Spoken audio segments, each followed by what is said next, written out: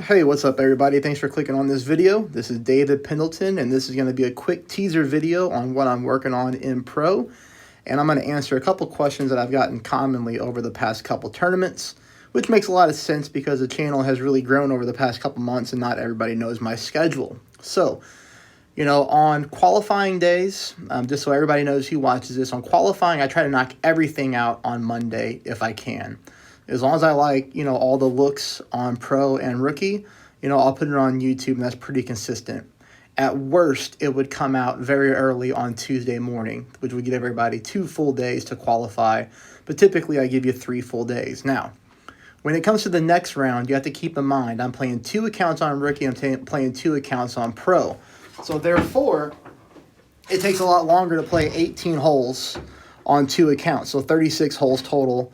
Takes about 3.5 to 4 hours to get everything played, edited, talked over, and then uploaded to YouTube. So with that being said, my schedule is always on the opening round is to play Rookie first and have everything out early Thursday morning, which I'm really consistent on. And then if I don't work my real job, I try to get Pro done on the same day as well. But on a day like today, I wake up at 4:30 in the morning, I get Rookie done, I quickly take the dog outside, and then I go to work. So I'm at work right now on my lunch break recording this and playing a couple Pro shots. But, so I might have some more Pro content up today, and I'm going to show you these first 2 holes. But on top of that, I normally get Pro done the second day on Friday. So if you have the time and you have the patience, then wait until Friday to play, because that's when I post. And then I do the same thing for the final round. So Rookie on Saturday, I try to get some Pro done on Saturday, but if I have to work, then Pro's going to come out very early Sunday morning. So that's my schedule, and that's why for all the new members who have subscribed to the channel lately. But let's go ahead and hop into 2 holes real quick. And if you want to play your first 2 holes, go ahead. I'll show you what I'm working on. This is hole number 1, is played 20% elevation at mid-distance of my club. I normally go to the right-hand side, but I had a lot of people ask me if I would play the left-hand side instead. So I will do that. From the left-hand side, I'm going to switch to a runner. So just make sure that you have the runner club in your bag. And the thing is that I'm using a Kingmaker here is because we need to get distance on the drive in order to not get caught in between clubs. And that's really the main reason why you never see me play this way, is because you can get caught in between clubs whenever you go from this angle. But we do get enough distance here, even with a great shot, to take shot number 2 at max distance of our runner. Now, I played this shot at 5% elevation at max.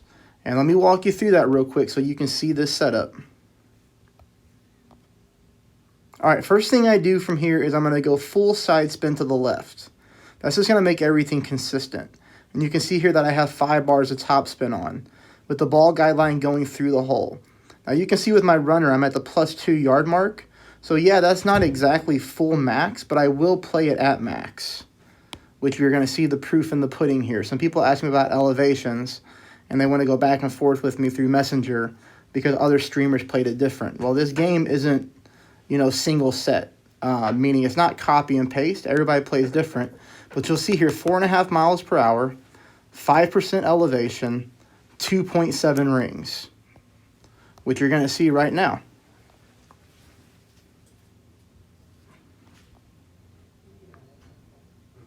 There it is, 2.7 rings. Perfect ball. Now some people might ask, well, where did you come up with the 5% number on the fly then? Well, keep in mind it's not necessarily on the fly. We've played this hole in several tournaments before, and I keep notes of each tournament, down to yardage marks, down to sliders, and things like that. So, whenever I saw that I had headwind on this hole, I actually have my own cheat sheet that I've created over, a past year and a half of tournament holes that I play. And that's how I come up with some elevations on the fly in a situation like this. But that's what I do. Doesn't really matter. All right, so hole number 2 here, we're going to play with a katana. And we're using a katana because we're getting tailwind, and I don't want the ball to come in too hot, which we experienced a little bit in the qualifying round, even though we picked up the hole in 1.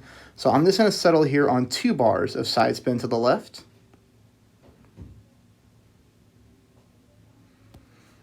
I want you to notice the setup spot here, because this is going to be very particular. And we're finding the funnel. This is a huge funnel.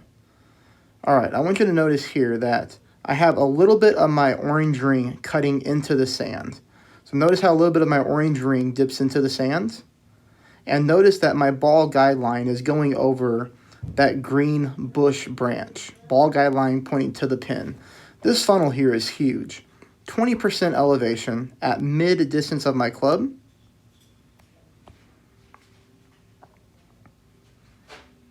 Perfect ball, and you will see that we sneak this ball into the right-hand side of the cup, I believe, on this replay. Yep. Now, this shot is pretty consistent because you're going to see here that I picked it up again. So this was 4.6 mile per hour wind. This account, I was more prepared. I had the katana ready, but look how much higher the wind is, 2.2 miles per hour more. That's a significant change from account to account.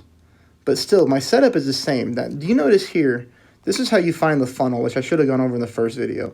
But notice that I start with my side spin first, and then I start to find my landing spot. But notice how when I move my target, look how that sticky spot right there where my ball guideline is really nice and consistent. It doesn't move much. But I put my orange ring cutting into the sand again, as you can see. Ball guideline pointing to the pin. With that, ball guideline going over those branches of the bush. Now, this was, of course, a much bigger ring pull, and I'm happy that we got it on both accounts because it lets me know that the funnel in this wind angle is playing extremely nice.